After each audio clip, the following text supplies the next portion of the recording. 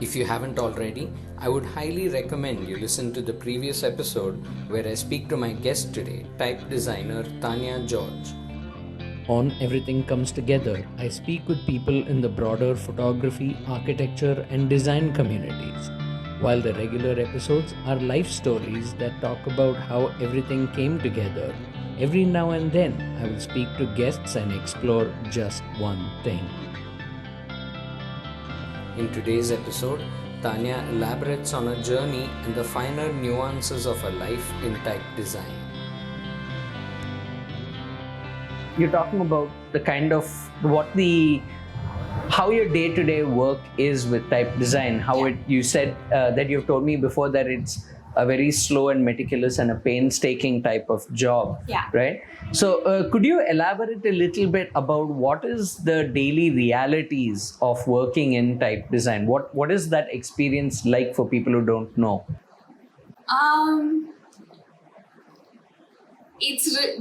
One word answer to that is it's really slow. It's really slow in the sense that I could have this idea for a design and I can sketch it out maybe within a day, within 2 days maximum. I could also digitize it really quickly, and you think you're done, but then you're really not, because with typeface design you have to think about where it's going to be used and not just in isolation. So then if it's going to be used in print a lot, so then you print it out and see how it looks, what a printer does to it, because a lot of the shapes can disappear because the ink blots on paper. So then you correct for it, just the way you have optical corrections for a lot of graphics. You need to make optical corrections for your typeface design. So you look at that print and then you go back to the digital design, you change it, then you print it again, then you'll see that something else is not working. So you basically, it's extremely slow iterations that happen after that. And then if you're working on just an English, a font or a typeface for English or for Latin script, which is all these European languages, it's a fairly small character set. Relatively small. You have the 26 alphabets, you have uppercase and lowercase, but then you also have all these diacritic marks, and that's just for the European character set. The moment you come into Indian scripts, that number shoots up and can easily reach like 1,000 characters just to make a decent functional font. And all of this takes time. You can't, there is no way a client can demand that, I want this yesterday. And I love this about type design, that I get to put in the amount of time and put in the amount of effort and be able to tell a client that, listen, this is not going to happen so quickly. And I enjoy that process. It's almost meditative sometimes. Sometimes it's intensely frustrating, but it can also be really amazing. So essentially, it's a really slow process that you need to have a lot of patience for, and I enjoy every part of it. And that means also you get to perfect it, which is ultimately the goal, right? There's a joke in type design that once you've finished and done with the typeface, you're only ever done on the day of the deadline. So because you could always look at something and be like, I can work on this better, I can improve this kerning pair. There's always something to be worked on. So you attempt at perfection. I don't think anyone ever reaches it, and that's fine. And is there some sort of a nugget of reality that you'd like to bestow upon somebody who is looking to get into type design? Is there something that they need to keep in mind, apart from the fact that it's a slow, meticulous job, which I suppose if you're interested in it, you already know that. But is there something else that they don't think of before they get in? I've heard a couple of younger people than me who are interested in type design thinking about, maybe I'll do this for 2 years and see what it's like. That is not something that's going to be helpful. Don't think of type design as something that you can try for 2 years, and then if you're successful, stick with it, or if you're unsuccessful, don't stick with it. If that's the way you think of type design, then it might possibly not be for you. It's something that is a long-term game investment. I don't know what the right term is, but you have to find ways to make it sustainable for you. And that will only happen if you truly, truly enjoy doing all the aspects of designing. Yeah, you need to basically stick it out and then make it work once you've established yourself. Yeah, and that can be I mean, it's easy for me to say this, but it is a lot of hard work. It is not something I can say I'm a successful type designer today, and I've been now doing it for 5 years. It takes time. It's slow and it will take time. Sometimes you might get lucky sooner, sometimes it might take longer. But if you truly enjoy it, figure out an ecosystem that works for you, that allows you to also do type design in it. Yeah, and I think that is something really important, because I think a lot of the people who end up watching these interviews, they're all in fields that take a lot of time for you to establish yourself in. So this is really important. Now, after your time at Reading comes to an end, you come back to India and you work at a type foundry. Yes.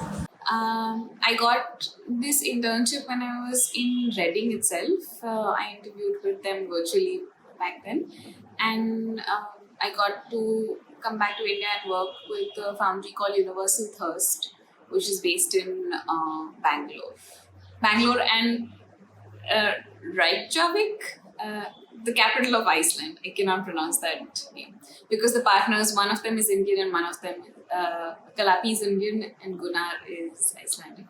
So it's based in two cities. And so just a couple of things just to interrupt you. Which year was this that you came back and started? I went to Reading in 2015. It was a 1-year course and I got back in 2016, October of 2016. What exactly is a type foundry for people who don't know? A type foundry is a company that makes fonts. It makes them, it designs them, it produces them so that it's usable on computers, it's usable on the net. There's a lot more to making a typeface than just the design part of it. So it does all of that. And it could be multiple people, a company could be made out of multiple people, but it could also be one person who then collaborates with some other people to sort of take it to execution. So once upon a time, Foundry was the place where you would cast in metal those letters because they were physical objects. Now it's all work done on a computer. Okay, and so now you interned at this type foundry in Bangalore. Yeah. And how many people were working in the company back then? I want to say I was their first intern. They had freshly started. Universal Thirst was brand new in 2016. It was just a couple of months old. And I moved to Bangalore and we were working out of a co-working space over there. And for the most part of my internship, I was working by myself on that desk because Kalapi, I think, had got a puppy recently and he had to be at home. But that's also the great thing about type design, that you can work remotely, which is why the pandemic has really not affected type designers in general. You have version control softwares that allow you to sort of upload files that have been worked on by certain people and then someone else looks over it. So this is fairly common even normally, and back then I was working remotely but from Bangalore itself.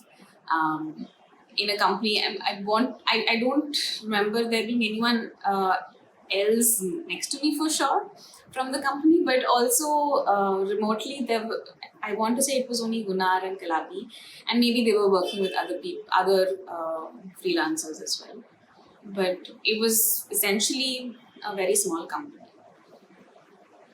So just a side note almost, right? At this point, you've spent a fair amount of time in Bombay. and you've also now been working in Bangalore. Yeah. What are the differences between the two? Is there much difference between the work cultures in both cities? Uh, at this point, I had not really worked in Bombay, like worked because I'd only studied in Bombay so far. And then I moved to Goa and then moved to the UK and then had come back to Bangalore. And to be fair, what I experienced in Bangalore was just those 3 months because I moved to Bombay after that. But I mean, for me, the biggest difference between the two cities and between what I imagine would have been a major difference is the commute. Over here in Bombay, you have local trains, you have a lot more public transportation that allowed me a lot more mobility around the city and still does. But in Bangalore, that was really not an option. I mean, those buses were a joke. If I had to take a bus and get to work, that was not possible. I would essentially have to Uber it to and back. And honestly, Bangalore traffic, I mean, I don't have to tell it to anybody, but if you've never been to Bangalore, Bangalore has really bad traffic. I hated being stuck in that traffic. That is not something I like experiencing anywhere. And I managed to get a two-wheeler, a scooty for my time over there. So that made life a lot more easier. Yeah, that was, and also the fact that I mean, it was very difficult for me actually to move back to India because I'd gone to the UK to do this course, which was not cheap. It was really expensive. Just my tuition fee back then was £14,000. That's about 14 lakhs right there, not including stay and travel and food and all these other expenses. And I'd taken a significant loan with the help of my father to do this. And I was hoping to get a job that paid me in a foreign currency that would help pay off these loans faster. And that did not happen because visa issues came up. No one wanted to sponsor one. And I was really, really sad and dejected when I came back to India. And then I moved to Bangalore, where not only is the traffic really bad, I didn't really know anybody over there. Most of my friends from college were in Bombay. I'd been in Goa, so I had a bunch of friends over there. Bangalore seemed really alien to me. And it sort of didn't work out. And I moved back to Bombay after those 3 months. And so you moved back to Bombay, but what was your experience like working at a type foundry? Did that reaffirm things, or did that make you want to change the way you did your own work? I loved working at a type foundry. I loved what I got to do at Universal Thirst as well. And just the way the last internship that I did taught me so much more than I ever could have learned studying this academically. It was an incredible experience. The version control software, which is GitHub, is something that is essential to type design if you're working collaboratively with people. And that's something I got to sort of learn at that job. I got to work under people who have a far more experience in this field. And the feedback I got over there, the workflow of how to sort of think about starting to work on a typeface in a very realistic manner. All of these things I'd only done as part of my course so far. So again, it was a great experience for me to be able to return with Universal Thirst. And again, I wish I had done type design before I'd gone for my master's. I think that would have made that master's course a lot more useful. I would have made much better use than I did of that master's course had I gone in knowing some more about it. But, this was supposed to be my journey and it happened how it did. But I was very sure that this is something I want to do because type design is difficult. It's staring at a screen by yourself for long hours. And really the changes that you make are very minute, but they make a big difference in the design that you've created. So all of these things, unless you really truly enjoy it, are not things you want to do for the rest of your life. And I was definitely sure that this is something I would enjoy doing. So that was really helpful as well. Just to go a couple of minutes back where you mentioned how you were writing academically for the first time. Yeah. That seems to me, I have not done a master's in photography or anything like that. So I've not really written academically. But it just seems like that's the sort of thing that makes you think about your own work differently. Do you feel the same way? And also, do you think that the writing that you needed to do sort of helped you later on when you started to write about type? Do you think that made a difference? Oh, for sure. What writing helped me do, definitely think about my own work, but more importantly, articulate what I thought. Because a lot of times as designers, we have these ideas in our head that get expressed visually more than textually. And to be able to sort of define what I wanted out of the design or how I saw the design was extremely helpful. Same thing for the historic aspects of it. You understood a process, but when you have to write it down, you have to sort of break it down into these different steps or figure out what the timeline was. And that timeline is never linear. Sometimes, you will read multiple books which become multiple sources, and then you sort of piecemeal a timeline together and makes more sense to you. That process was really helpful, and it just made me aware of the many different influences on type design. So it's not just type design is not just, oh, I really like this shape that I've drawn, let me draw this, but it also is affected by the tools that were used to create the shape. So something that I draw with a pencil will look very different from something that I draw with a cut nib, because the tool itself informs that shape. So sort of thinking about it a bit more theoretically, how these tools affect the shapes is something that fascinates me till this date. And it was something I got to explore and research and sort of read other people's research about it, which was really helpful and informs my writing. It also informs my type works, because a lot of those things that I've learned and got to read inform the type works that I do. And what's really fun with the type works is I get to break it down in a way that is not so academic. That is the fun part for me, because not always do I have designers on those type works. And even if they're designers, maybe, a lot of these terms, a lot of these stories might be unfamiliar. So how do I make it relevant? How do I make it interesting for somebody who has not read all this stuff that I got to read?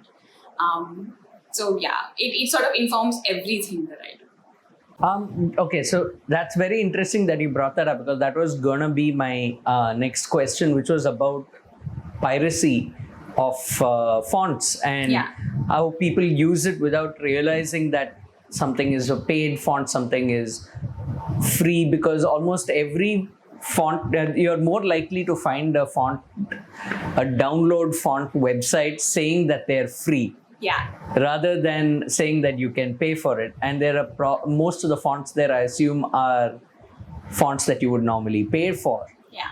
How do people get around that from the designer point of view? But secondarily, how does someone as a user, how do I know that I'm actually legally using a font? What designers do, are they, or even non-designers, because font usage is not limited to only people who design. You might be like, oh, I really like this design. Oh, this is the name for it. Let me go Google it. And moment you Google the name of a font, it's very likely that you'll get, a DA font or this very random site which says, oh, you can download it from here. And you download it not realizing that, this is something that you've done that is illegal. Which is understandable, which is something I know I've done in the past as well, before I did a master's in typeface design. And I get that to an extent because there's been a lack of education. I know me as an undergraduate student was not told that, oh, you need to buy licenses to use these typefaces. I think that was not something that we were educated about. And it was something that I learned over a period of time by reading blogs online, by looking up, like seeking this information more than anything else. But no one explicitly said this was wrong. And also, once I started designing fonts, I saw the value in paying for these. I saw the difference in a paid font versus a free font. There are like the quality of the design is improved, but also sometimes if you download these free fonts, you'll find numerals missing, or it might only have an uppercase and the lowercase is not there. So if you pay for a font, you get a really good quality product that you can use across multiple projects. So think of it more as an investment of a tool, especially if you're a designer. I think you've got to both. One was from the point of the designer, and one was from the point of the end user. So how does the end user know what they're downloading is free or paid? How do they know what? I mean, sometimes it's not a website that's very well designed that says they give free fonts. Yeah. You don't think of it as a shady site where it's actually pirated. No, ideally, with every font file that you download, you will have something known as a EULA file along with it. It's usually a README file.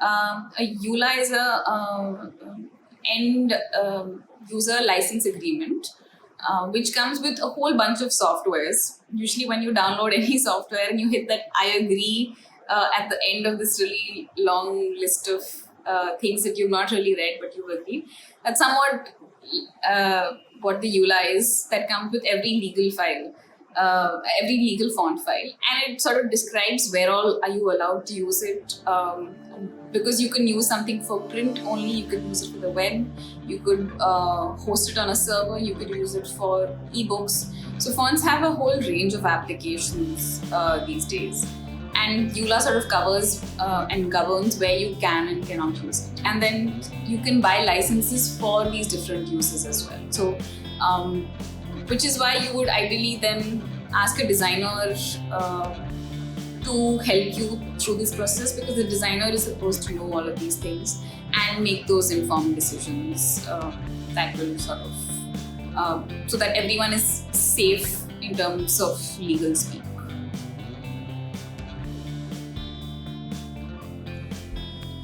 To watch this and other episodes of the show, please subscribe to Sreenag Pictures on YouTube, or you can listen to the audio podcast by subscribing to Everything Comes Together on Apple Podcasts, Google Podcasts, Spotify, or on the podcast app of your choice. The music for the show was composed by Aashray Harishankar from Escapist Music. Post-production by Thiruvikraman Srinivasaraghavan of SNS Arts Development Consultancy, and production assistance by Abdul Jeelani. You can reach me on Instagram @Sreenag or from my website www.sreenagpictures.com. I'll be back in 2 weeks with another fascinating guests who work in photography, architecture or design. Until we meet again, it's goodbye from Mylapore.